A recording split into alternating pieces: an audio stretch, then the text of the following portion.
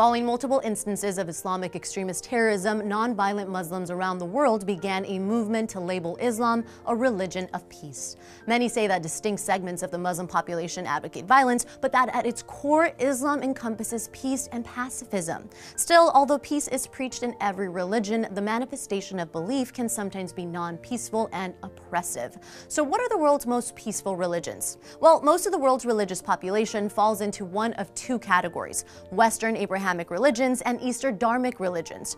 Problematically, some scholars argue that all three major Western religions, Christianity, Islam, and Judaism, are inherently violent. As they are all monotheistic and exclusive, non-believers are directly and implicitly considered at odds with religious doctrine. Despite preaching peace, numerous acts of violence have been committed in the name of God, Allah, and Yahweh throughout history. That leaves the Dharmic faiths. These are predominantly Eastern religions such as Hinduism, Sikhism, Buddhism, and Jainism. Hinduism has long been identified as non-violent, largely due to the influence of the pacifist Mahatma Gandhi. However, even within the religion, violence may be used to protect oneself or one's country. One Hindu god states that violence is necessary in the defense of justice and does not conflict with a spiritual life. And even Gandhi himself was killed by a fellow Hindu. A similar view is found in Sikhism. Violence is permitted when absolutely necessary, and historically, Sikhs have been oppressed, forcing them to fight back. After years of such oppression in India, Sikhs began wearing a small knife called a kirpan. It is one of the 5 mandatory articles of faith and is symbolically carried to defend themselves and others. But while Sikhs may have a good reason to be occasionally violent, it doesn't help make their case for being peaceful.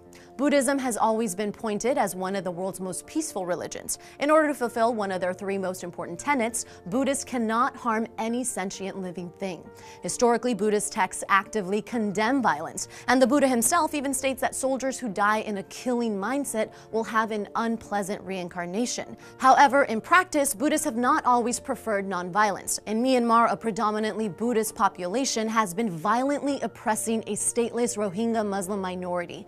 Acts of violence by Buddhists are frequently based on political or cultural differences, and not specifically religion. This leaves us with Jainism. Although not as popular as the other religions mentioned, there are roughly 4.5 million Jains, almost exclusively living in India.